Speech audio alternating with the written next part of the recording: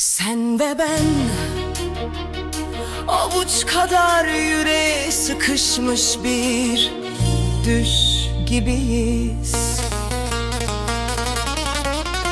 Sen benim düşlerimdesin, belki de düşlerim sensin. Gözümü her kapattığımda aklıma ilk düşensin sen.